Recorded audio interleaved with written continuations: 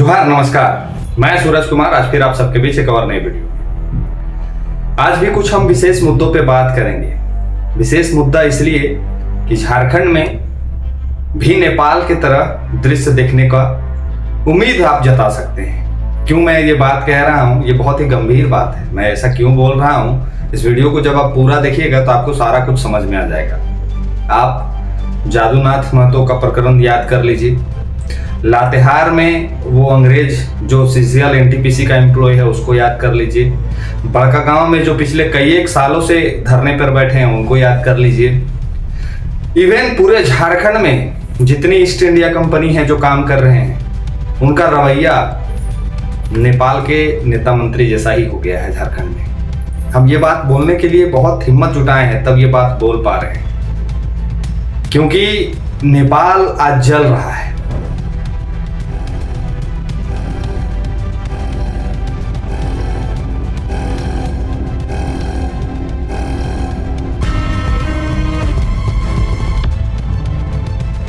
नेपाल क्यों जल रहा है, इस पे भी थोड़ा सा लोगों को समझना चाहिए।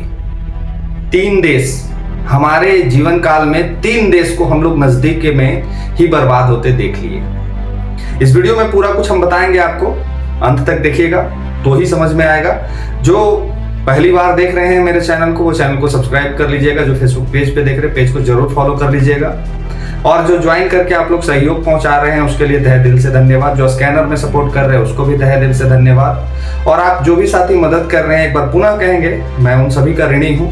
ये जो आप सहयोग कर रहे हैं इसको ऐसे ही चुकाया नहीं जा सकता है। मैं हर एक प्रयास करूंगा कि आपकी समस्याओं को दूर करने के लिए जो मेरे से बन पड़ेगा, मेरे टीम से बन पड़ेगा, वो हम लोग आपके लिए करेंगे। फिर से कहेंगे, जिन्होंने सपोर्ट किया उसको तहे दिल से धन्यवाद, और जो सपोर्ट करेंगे उनको भी धन्यवाद। अभी आप नेपाल का प्रकरण को देख रहे हैं। नेपाल से पहले 2 और देश हैं जो बर्बाद हो गए, एक श्रीलंका, दूसरा बांग्लादेश। आखिर क्या ऐसी मुसीबत आन पड़ी कि ये लोग के प्रधानमंत्री तक को छोड़ के भागने का नौबत आ गया। प्रधानमंत्री, भारत एक राज्यों का देश है, लेकिन बांग्लादेश, नेपाल और श्रीलंका में प्रधानमंत्री, मुख्यमंत्री आप मान सकते हैं। ये लोग को देश छोड़ के फिल्मी स्टाइल में भागना पड़ा। क्यों? जनता के आक्रोश के चलते जनता उग्र हो गई। इवन नेपाल की तो ऐसी स्थिति वहां पड़ी है कि वहां नेपाल के जो प्रधानमंत्री हैं उनकी पत्नी को लोगों ने जिंदा जला दिया। जरा सोच के देखिए कि एग्रेशन और गुस्सा किस स्तर का होगा। पूरा नेपाल आज जल रहा है। कौन जला रहा है? हम और आप, जो वहां के ग्रामीण हैं, जो वहां के आम जनमानस है, वो नेता मंत्री को दौड़ा दौड़ा के मार रहे हैं। इवन प्रधानमंत्री को भी दौड़ा दौड़ा के वो लोग जला देते हैं, लेकिन वो भाग गए। शिक्षा मंत्री भाग गए, स्वास्थ्य मंत्री भाग गए, वित्त मंत्री भाग गए, प्रधानमंत्री भाग गए। उनका घर जला दिया गया, सांसद भवन जला दिया गया, कई एक हॉस्पिटल, मतलब कि तबाही कर दिया लोगों ने। क्यों कर दिया जानते हैं? इसके पीछे का रीजन क्या है? इसके पीछे का रीजन है जादूनाथ महतो। इसके पीछे का रीजन है सूर्य नारायण हास्ता। इसके पीछे का रीजन है वो तमाम ईस्ट इंडिया कंपनी जो झारखंड में काम कर रही है, उनका रवैया। जैसे हम और आप जिस दिन ये मन में सोच लिए, हम और आप जो भी झारखंडी हैं, वो जिस दिन मन में ये सोच लिए कि मेरा जिंदा रहना ही व्यर्थ है, जिस दिन उनके मन में ये भावना उत्पन्न हो गया, उस दिन वही दृश्य झारखंड में आ जाएगा। आज झारखंड नक्सलियों का भी राज्य कहा जाता है। छत्तीसगढ़, झारखंड, ये सब नक्सलियों का राज्य भी कहा जाता है। क्यों बन रहे थे नक्सली? यही रवैया के कारण। आज जादूनाथ महतो अपने ऊपर तेल छिड़क के माचिस मार लिए। अगर वही जादूनाथ महतो वहां के जो पीओ और जीएम है उस पे अगर तेल छिड़क के माचिस मार देते तो नेपाल वाला दृश्य हो जाता ना। आज बड़का गांव के जो रैयत हैं, वो जो धरना प्रदर्शन पे बैठे हुए हैं, जो रोज एक उम्मीद के साथ बैठे हुए हैं, अगर उनका उम्मीद टूट जाएगा तो क्या हो? आप चल जाइए लोहरदगा, वहां जो बॉक्साइड माइंस है, वहां के भी रैयत का क्या स्थिति है। लातेहार चल जाइए, वहां का मगध परियोजना के जो रैयत है उनकी क्या स्थिति है। बोकारो, धनबाद, बागमारा, जहां जहां पे माइंस चल रहा है, क्या स्थिति है? सब जगहों पे वही स्थिति है। और ये आक्रोश पनप रहा है। ये आक्रोश धीरे धीरे, नेपाल कोई 2 दिन में नहीं सुलग गया, बांग्लादेश कोई 2 दिन में नहीं सुलग गया, श्रीलंका कोई 2 दिन में नहीं सुलग गया। ये आक्रोश धीरे धीरे बनता है, आपके अंदर में धीरे धीरे क्रोध उत्पन्न होता है, और आप जब ये सोच लेते हैं कि अब हमें जिंदा रहने का कोई मतलब नहीं है, तो आप क्या करते हैं, हथियार उठा लेते हैं और ये नेता मंत्री को दौड़ा दौड़ा के मारते हैं। और वही परिदृश्य यहाँ के वर्तमान में ये कंपनियां कर रही हैं। अगर झारखंड सरकार इस पे संज्ञान नहीं लिया, अगर यहाँ के नेता मंत्री वो चीजों को नजरअंदाज अभी जैसे कर रहे हैं वैसे ही अगर आगे आने वाले कुछ सालों में भी करते रहे, तो यहाँ का भी जो जनता है वो उग्र हो जाएंगे, यहाँ के भी वो ग्रामीण विस्थापित उग्र हो जाएंगे। उनके पास खोने के लिए अब कुछ नहीं है। उन्होंने अपना जमीन खोया, उन्होंने अपना बाप दादाओं की संपत्ति खोई, उन्होंने अपनी जान भी दी। आए दिन लोग ट्रक के नीचे आ रहे हैं, रोज कुछ न कुछ घटनाएं हो रही हैं। तो ये परिदृश्य बदलने में बहुत समय नहीं लगेगा। हम इस वीडियो के माध्यम से वो तमाम माइंस के जितने जीएम और पीओ हैं, तमाम वो जितने अभी अधिकारी पदाधिकारी चाहे वो एनटीपीसी हो, मगध हो, अमरपाली हो, सीसीएल हो, जो भी परियोजना है, बीसीसीएल हो, जो भी है, उनके जीएम जो आउटसोर्सिंग में काम कर रहे हैं, जो दूसरे प्रदेश से आके यहाँ काम कर रहे हैं, उनसे, जो एनटीपीसी में पिछले कुछ दिनों से बड़कागांव में धरना पे बैठे हैं, वहाँ के जो अधिकारी हैं, उनसे चीज़ों को सही रहते हुए ही सही डिसीजन ले लीजिए। चीज़ों को सही रहते और सही समय में सही डिसीजन ले लीजिए, नहीं तो इनके पास खोने के लिए अब कुछ नहीं है। वो जो लड़के बैठे हैं कट ऑफ डेट को लेके बड़कागांव में कुछ एक दिन से, वो लड़के का उम्र आप लोग देख रहे हैं कितना है, 20-22 साल का लड़का लोग है। उनका जीवन को बर्बाद कर रहा है वहां का कंपनी।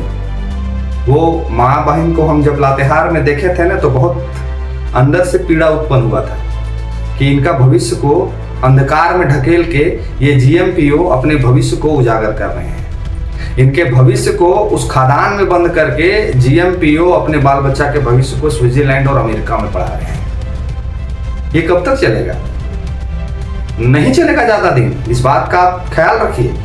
4 करोड़ आबादी है झारखंड में अभी, और 4 करोड़ में 2 करोड़ आबादी है जो नौजवानों की है। उस समय कोई पार्टी नहीं काम आएगा, उस समय कोई पॉलिटिक्स नहीं काम आएगा, उस समय ना ही कोई प्रशासन काम आएगा, और उस समय ना ही कोई अधिकारी काम आएंगे। उस समय काम आएगा नौजवानों का जुनून, उस समय काम आएगा नौजवानों का आक्रोश। और जब पता है ना कि जब अंदर से जब ज्वालामुखी फटता है तो उस लावा में कितने लोग समाहित हो जाते हैं। नेपाल, बंगाल और श्रीलंका आपके सामने साक्ष्य है। इस लावा को आप लोग दिन पर दिन पनपा रहे हैं, दिन पर दिन उधिया रहे हैं। जिस दिन ये फटेगा ना, पता नहीं क्या होगा। और झारखंड ही नहीं, पूरे भारत का यही हाल है। हर जगह पे त्राहिमाम लोग कर रहे हैं, हर क्षेत्र में लोग परेशान हैं। युवा दिन पर दिन बेरोजगार हो रहे हैं।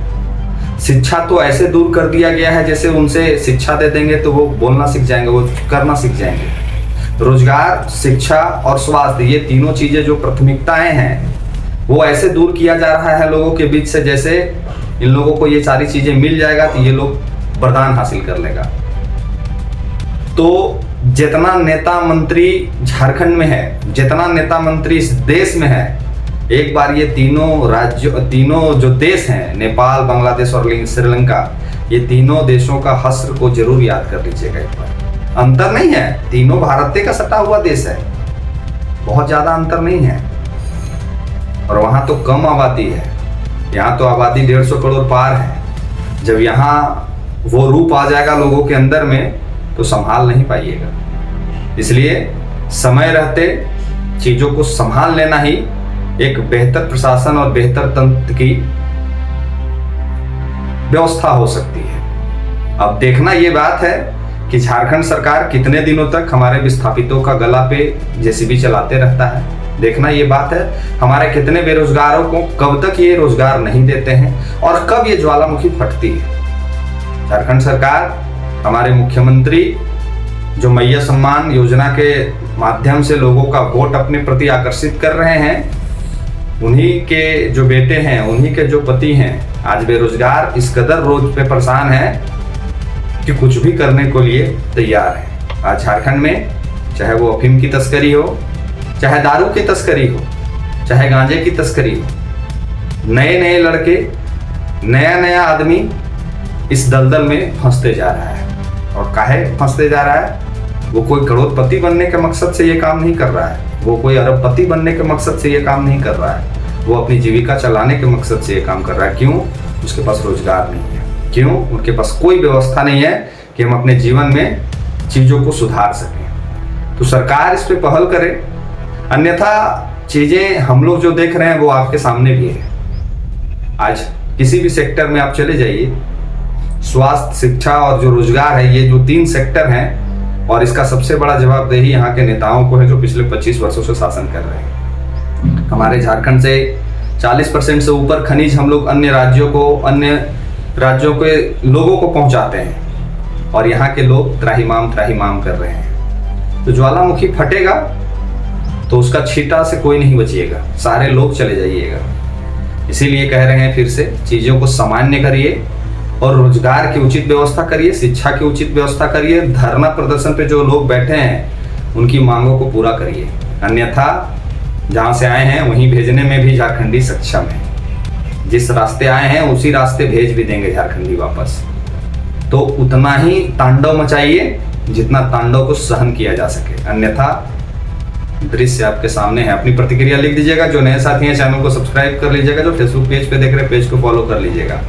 बाकी जो सहयोग कर रहे हैं उनको फिर से एक बार तहे दिल से धन्यवाद है। आप चाहें तो मेरे स्कैनर में भी सहयोग कर सकते हैं, और चाहें तो चैनल को ज्वाइन करके भी मुझे सहयोग पहुंचा सकते हैं। हम आपकी लड़ाई को आवाज के माध्यम से लड़ेंगे, जरूरत पड़ेगी आपके समीप भी आएंगे, और आपके हर वो समस्याओं को, हर वो मुसीबत को दूर करने का जो हमारे संगठन ने बीड़ा उठाया है, संभवतः जहां तक प्रयास होगा हम लोग करेंगे। मिलते हैं किसी और वीडियो में। धन्यवाद। जोहार।